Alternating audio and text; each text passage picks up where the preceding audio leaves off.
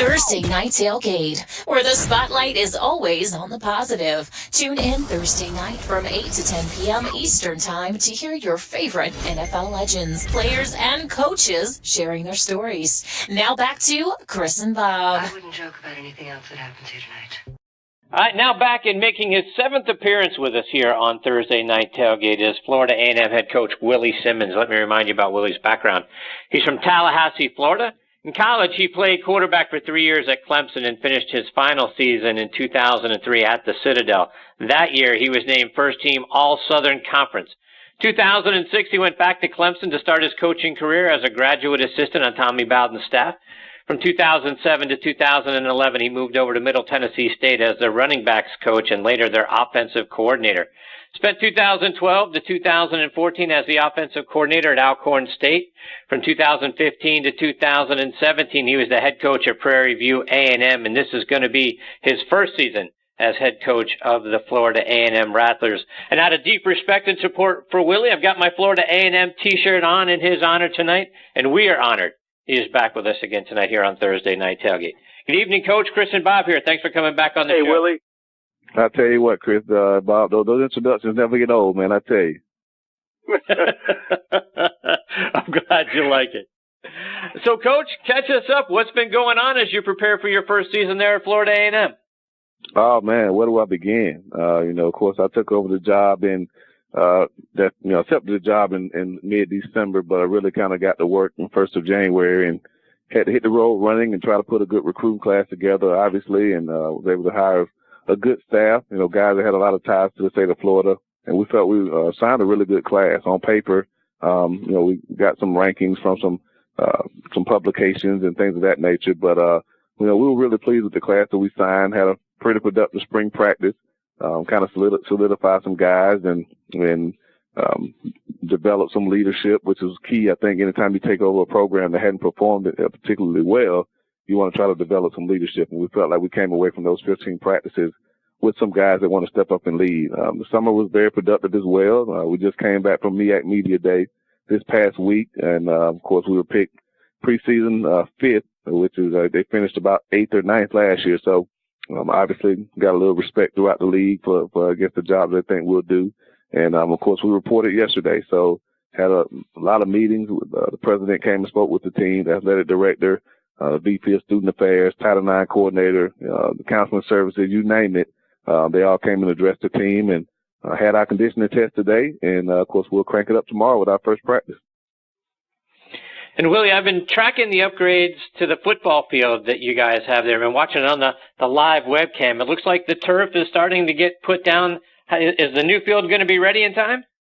Yeah, it better be, because we don't have a contingency plan if it doesn't. So, but no, they think that they'll be ready to go. Of course, Tallahassee rains every day, and we've been kind of caught between two weather systems the last couple of days. So we've had heavy rain for pretty much most of the day, and I think that's kind of slowed down the construction. But the guys should get back to work tomorrow. They say they'll have 2 crews working around the clock, night and day, to get it completed, because we actually have a high school game on the 17th of August before we open up at home on September 1st against Fort Valley State. So, but they should be laying the turf down, if not tomorrow, the 1st of next week. So they're anticipating a completion date of August 17th.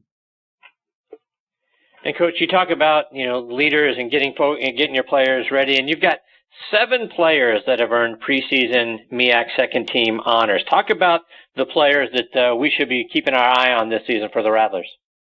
Well, I was really pleased that those guys had those accolades. Of course, anytime you can be recognized by your peers, other coaches, sports information directors, for the job you did the previous year, it's a huge honor.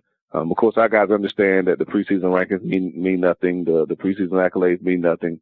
It's all about what you do once the season begins. But some of those guys, Jabril Hazley, our starting right linebacker, he was selected second team preseason all-conference. Orlando McKinley, the defensive back, he was a senior also from Atlanta, Georgia, was voted second team preseason. Had an offensive lineman, Obina Nwankwo, who was voted second team as well. Trying to think, Chris Badul, our punter, was voted second team. And then on the third team, we had quarterback Ryan Stanley. The MEAC has I think, 3 really good quarterbacks this year with Lamar Renard from North Carolina A&T, who was the player of the year in the conference last year. And then, of course, Kalen Newton, who's Cam Newton's younger brother, is the starting quarterback at Howard. And so those 2 guys got the first and second team nod. And Ryan Stanley, our quarterback, was a third team selection. So he has a little chip on his shoulder with that nod, but I think he'll have a great year for us. And then I think the last guy who had preseason accolades, if I'm not mistaken, was I'm drawing a blank. Antonio Miller was the second team defensive end for us. And he's probably our best pass rusher. So a lot of defensive guys, which makes me feel good knowing that the defense has a lot of returning starters, a lot of guys that performed well last year. And, of course, offensively with Ryan leading the way and guys like Obina up front to block for him, we feel like we should have a pretty explosive offense as well. Bob, questions for Willie? Hey, Willie, it's always a pleasure to speak with you, and good luck this year. And we've talked in the past, Willie, about your own playing career in college, your success at Clemson, and then you were able to have a very unique situation where you transferred to the Citadel for that last year. And you've talked about that before, but remind our listeners about the experience, Willie. Do you take a lot of your disciplinary approach from the experience there, but I'm just sure it's something you'll never forget? Oh, no question about it. Of course, I definitely had a unique route to the Citadel after I decided to leave Clemson, after I graduated from there and had another year eligibility left. My first initial choice was Florida A&amp, ironically where I'm the head coach now. Of course, I grew up 20 minutes from here. I keep reminding Chris that I'm originally from Quincy, Florida. Of course, he's going to get me somebody's going to call tonight and say that I'm not repping my city because he always says Tallahassee, but I'm originally from Quincy, which is right the next city over. But, of course, I grew up here, and my mom graduated from Florida A&M. Most of my aunts and uncles graduated from this university. My godbrother played football here. My godmother went to school here. So, really, Florida A&M was all I knew. And, it was kind of an unspoken rule that if anybody from the Big Bend area ever transfers, they're going to come back to Sam. And so I attempted to come back. My mother was battling some health issues at the time, and but that was during the time that Florida A&M made the decision to make the jump to Division I FBS. They were trying to be the first HBCU to make that transition. And so at the time in 2003, it was before the current rule that says if you're a graduate, you can basically transfer anywhere and be eligible to play.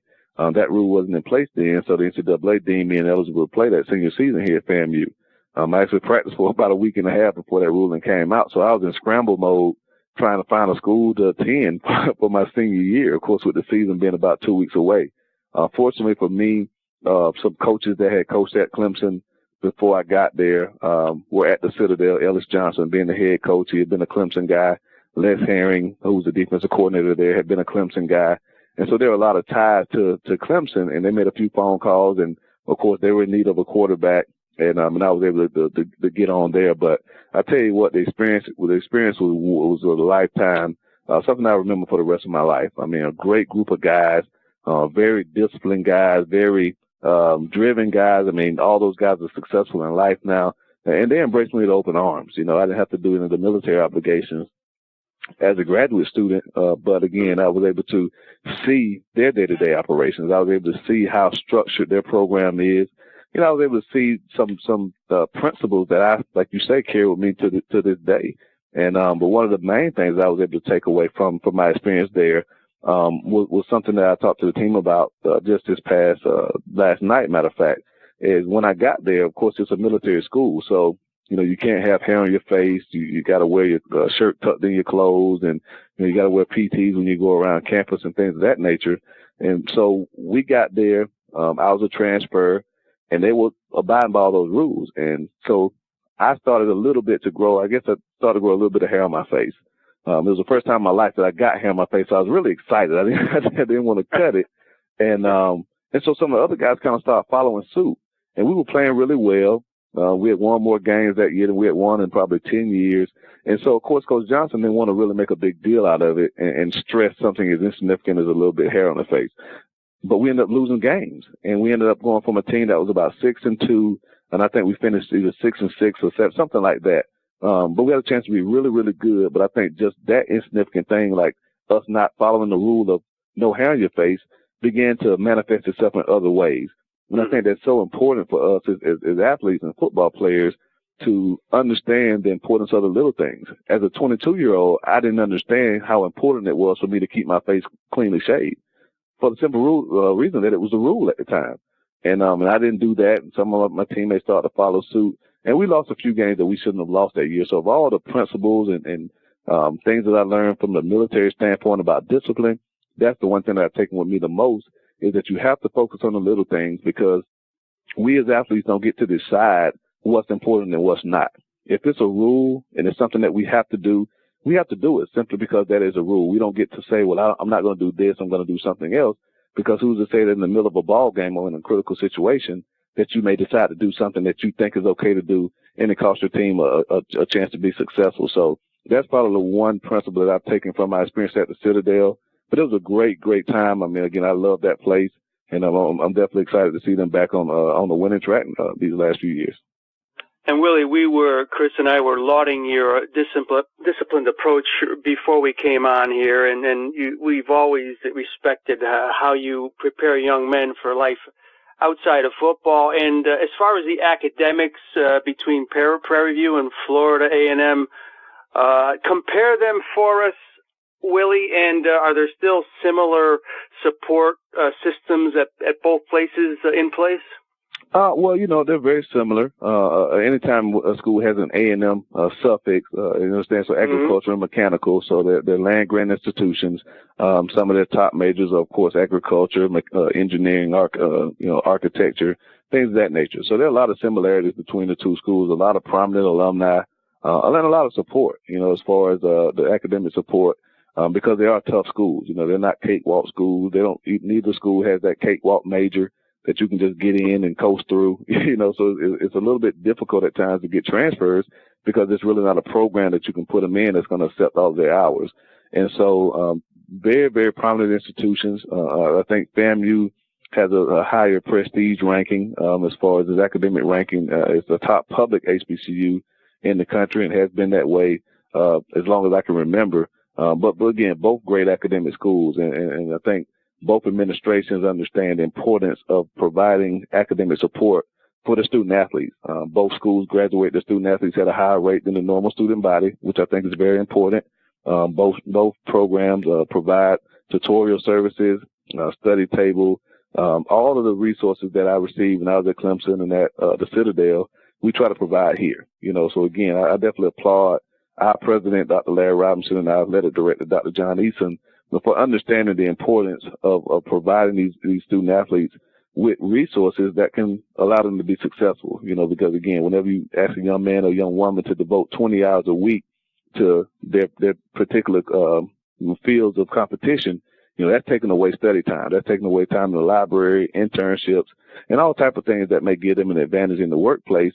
So we have to find ways to supplement that. And so having tutorial services, having mentors and, big brother, big sister programs and all the things like that really give the student athletes a chance to be successful. And I think that's key anytime you take over a program. Willie, just a couple of more before we let you go. And just to take that last point that you and Bob were talking about one step further, one of the things that Bob and I love most about you is the focus that you place on developing great young men, not just great football players, but great young men. Remind our listeners why that's so important to you. Well, again, I think in today's time, it's really being magnified. There have been a couple of coaches who spoke about it at their respective media days. Just the importance of athletics and how it develops, young men and women to be successful in life. There's just so many principles that you can acquire from the game, about sacrifice and commitment, teamwork, unselfishness, and the list goes on and on. And again, our athletic director made a very, very profound point to the team yesterday in his talk. And it might have been the president, one or the other. I think it was the president that said, we've kind of messed it up, talking about the adults now. Like, we've put ourselves in a position in society where we've kind of dropped the ball on some things. And we're depending on this generation that's in college now, that's in high school, to kind of be the one to save us. And so we have to develop them. We have to give them the necessary tools to be able to go out into the world and make it better, because if they don't, then it's going to turn over to the next generation. And we don't have many opportunities to get it right. And so we have to do our job as coaches to be those influential leaders that a lot of these individuals need. You know, again, a lot of the guys that I coach, they were here at FAMU, when I was at Prairie View, Alcorn, Middle Tennessee State, or Clemson, grew up without fathers. They grew up without those influential men in their lives that can give them confidence, that can really teach them about what it means to be a man, what it means to take care of your family and provide and do all those things. So that only falls on us as coaches. And we're in a profession now that really puts a premium on wins. Everybody wants to win. But again, our charge as coaches is to really develop these young men to be successful in society, because the worst thing in the world for me, and I tell the team all the time, is that in 5 years we've got 3 or 4 MEAC championships, but in 10 years, none of my players are leaders in their communities. None of them are great church members. None of them are great fathers. That means I failed them. If we don't win any championships, but in 10 years, all of my guys are doing extremely well in life, you know, they're changing their communities one day at a time, and they're being able to give back to the university, then I've succeeded them as a coach. And so that's the most important thing to me. And I truly think you can do both. But again, the premium is definitely placed on how we develop them during their 4 or 5 years and you know, while we have them. That's fantastic. Good for you, Coach. Coach, remind our listeners, how can they follow you, the program, or follow FAMU, whether it's online or we're doing it over social media? Well, they can follow me on Twitter and Instagram at HC as in Head Coach Willie Simmons. So HC Willie Simmons is my Twitter and Instagram handle, and then of course my name on Facebook is Willie R. Simmons on Facebook. You can follow the program at FAMU Athletics, so FAMU Athletics on Instagram and Twitter. So again, up-to-date information about the new stadium, well, new turf. I'm speaking into existence, new stadium, but new turf that we're putting down. Again, we're introducing some brand new fly helmets that we're really excited about. We hadn't really shown them yet, but I'm excited for our fans and alumni base to see those new helmets that we have. And just the new 2018 football team. I think everyone will be surprised at how this team goes out this year, you know, and plays for one another. That really builds a pride and a tradition back here that we've shared for a very long time. You know, again, I grew up in the age of, you know, Rudy Hubbard when he was winning championships, you know, the first ever 1AA championship.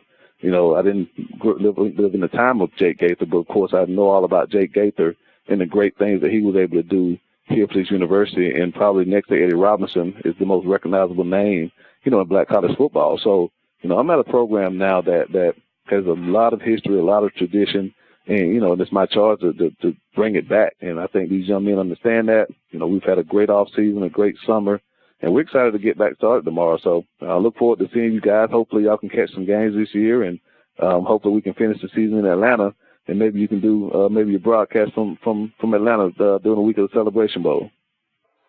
Well, we'd love that. So we're rooting hard for that, Willie. And, you know, both Bob and I are huge Willie Simmons fans, and we're rooting hard. We were rooting hard for your Prairie View A&M. We're even bigger Rattler fans now, and you mean a great deal to us. We've been blessed over the years to have you on the show. We wish you continued success, and we look forward to hopefully catching up with you again real soon. Well, thank you, brother. Hey, do me a favor and take a picture of that shirt that you have on and send it to me. I sure will. All right, good deal. Take care, Willie. Take care, Coach. Best of luck. We'll catch up soon. Great to talk to you. All right, have a good night.